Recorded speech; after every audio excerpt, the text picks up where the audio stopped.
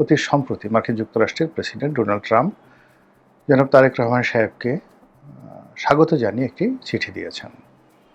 তো এই চিঠির ভাষা নিয়ে, অন্তর্নিহিত তাৎপর্য নিয়ে ব্যাপক আলোচনা হয়েছে। যারা আওয়ামীপন্থী ইউটিউবার রয়েছেন, বুদ্ধিজীবী রয়েছেন, তার সঙ্গে সঙ্গে মিনমিনে স্বভাবের কিছু মানুষ আছেন, ধরি মাছ নাসুই পানি, তারা প্রায় সকলেই নির্মমভাবে তারেক রহমান সাহেবকে ভয় দেখানোর চেষ্টা করেছেন। কি ভয়? ডোনাল্ড ট্রাম্প আসলে চিঠি লিখে তাকে অপমান করেছেন, তাকে হুমকি দিয়েছেন, এবং ডক্টর মোহাম্মদ ইউনূসের জামানাতে যে সকল চুক্তি হয়েছে আমেরিকার সঙ্গে, এর মধ্যে যে সকল নন ডিসক্লোজার ক্লোজ রয়েছে, অর্থাৎ এই চুক্তির বিষয়াদি প্রকাশ করা যাবে না, সেই চুক্তিসমূহ অক্ষরে অক্ষরে পালন করার জন্য ডোনাল্ড ট্রাম্প হুমকি দিয়েছেন। দ্বিতীয় যে বিষয়টি বলার চেষ্টা করা হচ্ছে সেটি হলো যে আমেরিকার সঙ্গে ডক্টর মোহাম্মদ ইউনূস যে সকল চুক্তি করেছেন শেষ সময়টিতে এই চুক্তির কারণ কি, রিজন কি, আমরা এখন পর্যন্ত বুঝতে পারি না। কিন্তু সেই চুক্তির ফলে কি সেন্ট মার্টিন দেওয়া নেওয়ার কোনো কথাবার্তা আছে? সেই চুক্তির ফলে আমেরিকান অস্ত্র, মানে চাইনিজ অস্ত্রের পরিবর্তে আমেরিকান অস্ত্র আমদানি করার বাধ্যবাধকতা আছে কিনা?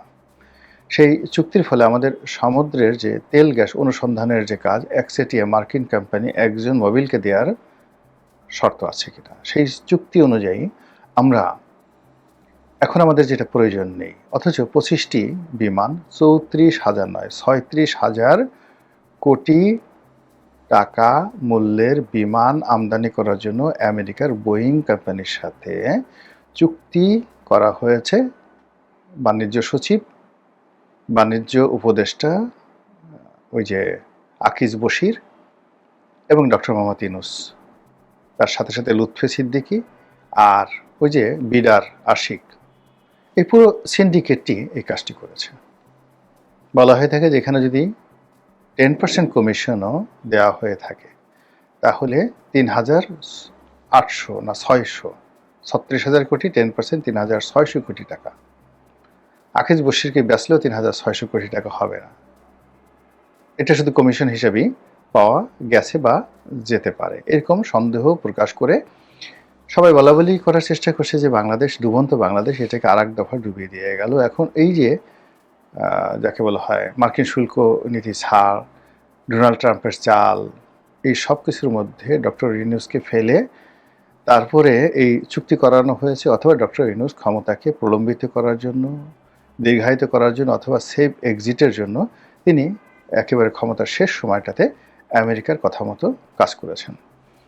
চট্টগ্রাম বন্দর ডিপি ওয়ার্ল্ডকে দেওয়া থেকে শুরু করে মানবিক করিডোর, যে সকল কথাবার্তা শুনছি, এতে ভারত আমাদেরকে সেই স্বাধীনতার পর থেকে এখন পর্যন্ত যে শোষণ করেছে, আমরা যে ভারত বিরোধিতা করছি বা ভারতকে ঘৃণা করছি, অথবা তারও আগে, বহু আগে, 1000 বছর ধরে দিল্লির যে আধিপত্য বাংলার উপর ছিল, দিল্লির যে দাসত্ব ছিল, এবং দিল্লি বাংলাদেশ থেকে যে পরিমাণ ধনসম্পদ নিয়ে গেছে গত 1000 বছরে, এই সবগুলো যদি আপনি একত্র করেন, তাতে গত 17 মাসে আমেরিকার সঙ্গে বাংলাদেশের যে চুক্তিগুলো হয়েছে, সেই চুক্তির মাধ্যমে আমেরিকা বাংলাদেশকে দীর্ঘমেয়াদে যে শোষণ করার যে একটা কারখানা খুলে ফেলেছে, এটি 1000 বছরের ভারতের আধিপত্যবাদ কিংবা 47 থেকে 71 পর্যন্ত পাকিস্তানের যে শাসন এবং শোষণ, এইগুলোর ফলে বাংলার যে সহায় সম্পত্তি পশ্চিম পাকিস্তানে গেছে, দিল্লিতে গেছে, এগুলো সব একত্র করলেও এই ওয়াশিংটন গত 17 মাসে বাংলাদেশ থেকে জানিয়ে গেছে এটা সমপর্যায়ে হবে না। বোঝার চেষ্টা করেন, একটা মানে আপনাকে যদি একটা খরগোশ কামড় দেয় আপনি কতটুকু ব্যথা পাবেন, কিন্তু যদি এরা কুমির কামড় দেয়, যদি এরা গন্ডার কামড় দেয়, যদি এরা জলহস্তি হা করে এসে আপনাকে কামড় দেয়, জলহস্তির দাঁতগুলো দেখেছেন কত বড় দাঁত? আমেরিকা যখন এরকম আমাদের মতো কোনো দেশকে ধরে, তার ওই যে মানে কামড়, ওটি হাঙ্গর, ওটি নীলতিমি, ওটি জলহস্তি কিংবা অন্য যে কোনো যাকে বলা হয় ভয়ঙ্কর প্রাণীর যে সবল, তার চেয়ে বেশি হয়, যেটি গত 17 মাসে হয়েছে। ফলে মার্কিন ডিপ স্টেটের নামে যে সকল মার্কিন দালাল বাংলাদেশের ঘাড়ের উপর চেপে বসেছিল এবং এই 17টি মাস 18টি মাস সকাল সন্ধ্যা আমেরিকা জব করে পুরো দেশকে, এই দেশের সতীত্বকে, স্বাধীনতা এবং সার্বভৌমত্বকে মার্কিন সেনাবাহিনীর, মার্কিন নৌবাহিনীর, মার্কিন প্রতিরক্ষা বিভাগের কবলে ফেলে দিয়েছে। লানত, আল্লাহ লানত তাদের প্রতি। তো যেটা বলছিলাম যে এই সকল যে বিষয় যা কিছু হয়েছে, এই বিষয়গুলো লালন করা, পালন করা এবং এগুলো অনুসরণ করার জন্য ডোনাল্ড ট্রাম্প প্রচ্ছন্নভাবে তারেক রহমান সাহেবকে হুমকি দিয়েছেন বলে বিভিন্ন যাকে বলা হয় ইউটিউবার, রাজনৈতিক বিশ্লেষকরা, এমনকি টকশোতে গিয়েও কথাবার্তাগুলো বলা হচ্ছে। তো ঘটনা যদি সেভাবে চলতো তাহলে মনে হতো যে এটা তারেক রহমান সাহেবের একটা দুর্ভাগ্য। তিনি ক্ষমতা আসার সঙ্গে সঙ্গে এরকম ঝামেলা, দেশের ভঙ্গুর অর্থনীতি, রাজনীতিতে সীমাহীন শূন্যতা, তার দলের সাংগঠনিক দুর্বলতা, সারা দেশে চাঁদাবাজি, অভ্যন্তরীণ দ্বন্দ্ব, সংঘাত, মারামারি, কাটাকাটি যখন তুঙ্গে, যখন দীর্ঘদিন পরে তিনি বাংলাদেশে আসার পরে রাষ্ট্রনৈতিক যে ক্ষমতাগুলো রয়েছে, রাষ্ট্রতন্ত্রের যে ক্ষমতাগুলো রয়েছে, রাজনীতির যে ক্ষমতাগুলো রয়েছে, এগুলোর সঙ্গে যখন তার এখনও একটা ভালো সম্পর্ক হয়ে ওঠেনি, ঠিক সেই সময়টাতে এতগুলো সমস্যা নিঃসন্দেহে তার পথে বাধার সৃষ্টি করবে। কিন্তু ওই যে বললাম যে প্রকৃতি তাকে সহযোগিতা করছে। প্রথমত এই যে গত কয়েকদিনে তার সম্পর্কে ব্যক্তিগতভাবে মানুষজন খারাপ কথা বলেনি। তার পোশাক আশাক, চাল চলন, অঙ্গভঙ্গি কোনো কিছু নিয়ে লোকজন কিন্তু বাজে কথা বলেনি। দ্বিতীয়ত সবচেয়ে আশার কথা হলো তার যুবতী মেয়ে, তাকে নিয়ে দেশের সব মানুষ ভালো কথা বলছে। এমনকি একেবারে কট্টর বিএনপি বিরোধী তারেক রহমান সাহেবের নাম শুনলে যাদের শরীর গিজগিজ গিজগিজ করে, এরকম অনেক বুদ্ধিজীবী সাংবাদিক আমি দেখলাম। তাদের মধ্যে একজন, আমি নাম বলবো না, খুব বিখ্যাত সাংবাদিক, মানে আমাদের সাংবাদিক মানে দালাল সাংবাদিক নয়, একেবারে বাংলাদেশের প্রবীণ সাংবাদিকদের মধ্যে অত্যন্ত সম্মানিত এবং মর্যাদাবান সাংবাদিক। মাহফুজ জানা মতিউর রহমান সাহেবদের মতো নন, তাদের চাইতেও আপগ্রেডের সাংবাদিক। তিনি বললেন যে তারেকের মেয়েটা খুব ভালো, লক্ষ্মী মেয়ে। ফেসবুকে স্ট্যাটাস দিয়ে তারেকের মেয়েটা খুব ভালো, লক্ষ্মী মেয়ে, এর ভবিষ্যৎ আছে। তো বোঝার চেষ্টা করুন যে জাইমার কারণে তারেক রহমান সাহেবের প্রতি মানুষের সহানুভূতি বেড়ে যাচ্ছে। তার স্ত্রী জুবাইদা রহমান, তার তাল চলন, কথাবার্তা অনেক আগের থেকে মানুষের পছন্দ। তার নম্রতা, বিনম্রতা, মানে স্থিরতা সব কিছু পছন্দ। কিন্তু এবার তিনি প্রধানমন্ত্রী স্ত্রী হওয়ার পরেও তার মধ্যে 19-20 হয়নি। তিনি ঠিক আগের মতোই আছেন, সহজ সরল, স্বাভাবিক, ধীর স্থির, স্মিত হাস্য এবং কোনো কথা নেই, শব্দ নেই। তিনি কাজ করে যাচ্ছেন। এটা তার জন্য পরিবার একটা বিরাট রহমত বরকত। এমনকি তার ভাইয়ের স্ত্রী শর্মিলী, তারপরে তার ভাইয়ের যে কন্যাগুলো, তাদের প্রতিও মানুষের কিন্তু একটা নিদারুণ সহানুভূতি আছে। আর আপাতত রহমান কুকুর ব্যাপারে মানুষের আগ্রহ না থাকলেও তার সন্তান বা তার স্ত্রীর ব্যাপারে মানুষের কিন্তু একটা বিনম্র সহানুভূতি রয়েছে।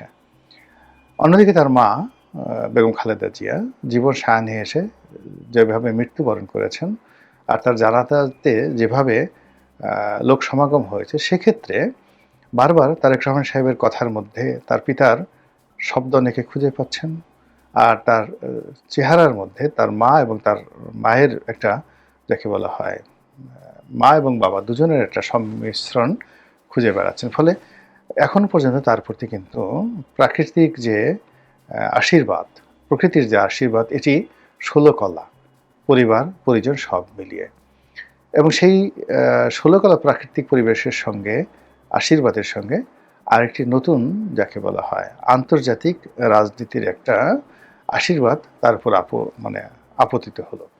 সেটা হলো যে মার্কিন যুক্তরাষ্ট্রের প্রেসিডেন্ট ডোনাল্ড ট্রাম্প যে নিত্য নতুন শুল্ক আরোপ করে বিভিন্ন দেশকে ফাঁদে ফেলে, তাদেরকে ভয় দেখিয়ে সে সকল দেশের সাথে নতুন বাণিজ্য চুক্তি করেছেন, নন ডিসক্লোজার চুক্তি করেছেন এবং আমেরিকান পণ্য কিনতে বাধ্য করেছেন। মানে একদিকে ট্যাক্স বাড়িয়ে দিয়েছেন। নর্মালি যেমন বাংলাদেশের ট্যাক্স ছিল 15%, সেটাকে তারা করলো 37%। তো তো 37% করে ভয় দেখিয়ে বাংলাদেশের সঙ্গে চুক্তি করলো। একমাত্র বিমান বিক্রিতেই তারা 34,000 বা 36,000 কোটি টাকা লাভ করলো বা তারা নিয়ে নিল। এর বাইরে আর অন্যান্য মিলিয়ে অন্ততপক্ষে 4 লক্ষ থেকে 5 লক্ষ কোটি টাকা তারা বাংলাদেশ থেকে নিয়ে যাবে আগামী 10 বছরে। তো এটার পাশাপাশি আবার কি করলো, এই যে বাংলাদেশ থেকে যত গার্মেন্টস পণ্য যায়, ধরুন $10 বিলিয়ন গার্মেন্টস আমেরিকাতে যাচ্ছে, অন অ্যাভারেজ 10 বিলিয়ন হতে পারে, 15 বিলিয়ন হতে পারে। তো এই $10 বিলিয়ন শুল্ক ছিল 15%, এটাকে তারা 37% করলো, আবার এটাকে কমিয়ে আবার এখন 19% করেছে। তাহলে আলটিমেটলি আগের 15% এর তুলনায় আরও 4% বেড়ে গেল। তাহলে কি হলো যে এমনি তারা 2 লক্ষ বা 5 লক্ষ কোটি টাকা, আমরা তো জানি না কতগুলো চুক্তি করেছে, সেগুলো নিয়ে গেল। তার বাইরে আবার এই শুল্ক বাড়িয়ে কমানোর নামে 4% বাড়িয়ে দিল। এখন $10 বিলিয়ন 4% কত হয়? এ টাকাটা তো আমেরিকা পেল এই গরিব দেশ থেকে। তো কাজেই সেই আমেরিকা সেই ডোনাল্ড ট্রাম্পের এই যে সকল কর্মকাণ্ড সারা দুনিয়াতে সে এইবার তোলপাড় করে দিয়েছে। এটা মার্কিন সুপ্রিম কোর্ট সম্প্রতি তাদের একটি রায়ে অবৈধ ঘোষণা করেছে, বাতিল ঘোষণা করেছে। ফলে বাংলাদেশ আবার তার সেই সাবেক শুল্ক যুগে ফিরে গেছে, অর্থাৎ এখন থেকে তাকে 15% শুল্ক দিতে হবে। আর এই 15%-এর সঙ্গে ডোনাল্ড ট্রাম্প আবার নতুন করে যুক্ত করেছে যে তার আরেকটি হাতিয়ার আছে, ওটা আবার সুপ্রিম কোর্টে চ্যালেঞ্জ হবে যে তিনি তার ওই একটা বিশেষ ক্ষমতা ব্যবহার করে অতিরিক্ত 10% কর আবার নতুন করে আরোপ করতে পারবেন। অর্থাৎ তার সকল অতীতের যে কর সেগুলো মওকুফ হয়ে যাবে, বাতিল হয়ে যাবে, ভয়েড হয়ে যাবে।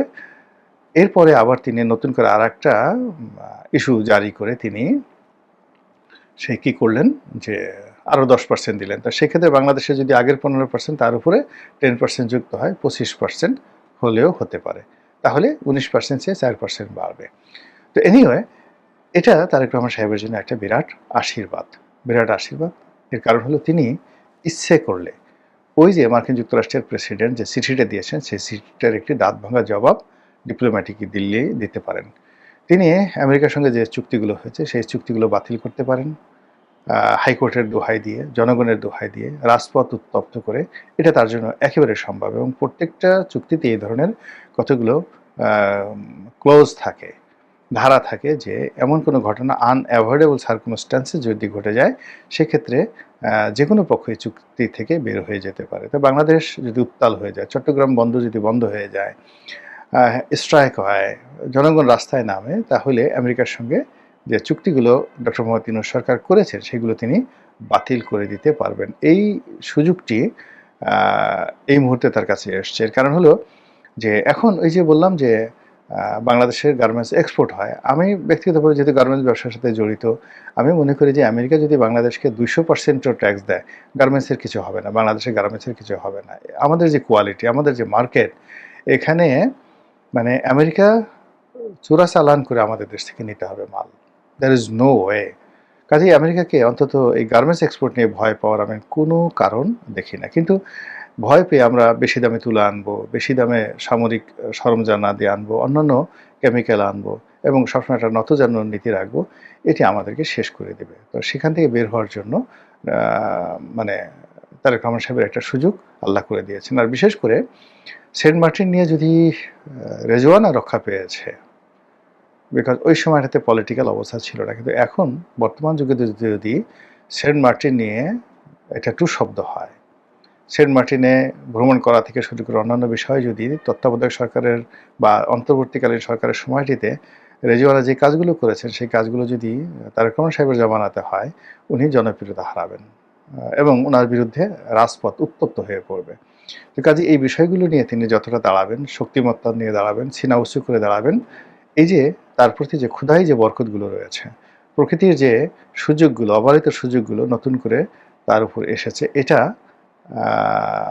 অনেকাংশে বরকতময় হয়ে তার কাজের পরিধিকে বাড়াবে এবং এই জাতির জন্য তিনি যে সেবা করে যাচ্ছেন বা সেবার প্রত্যয় নিয়ে তিনি ক্ষমতায় আছেন, এটাতে আরও বরকত আসবে। কিন্তু তিনি যদি আল্লাহর পরিবর্তে মানুষকে ভয় পান এবং প্রকৃতির যে ইশারা এগুলো বুঝতে না পারেন এবং প্রতি মুহূর্তে অন্যকে তুষ্ট করে ক্ষমতা থাকার কথা চিন্তা করেন, এটা সরাসরি আল্লাহ যে তাকে নিয়ামত দিয়েছে এই নিয়ামতের সঙ্গে রীতিমতো বেঈমানি করা হবে এবং এটি নিয়ামতকে তুচ্ছ-তাচ্ছিল্য করার মতো এবং ক্ষেত্র বিশেষে এটা শিরকও হয়ে যেতে পারে। মহান আল্লাহ আমাদের সবাইকে হেদায়েত দান করুন এবং হেফাজত করুন। আসসালামু আলাইকুম ওয়া রাহমাতুল্লাহি ওয়া বারাকাতুহু।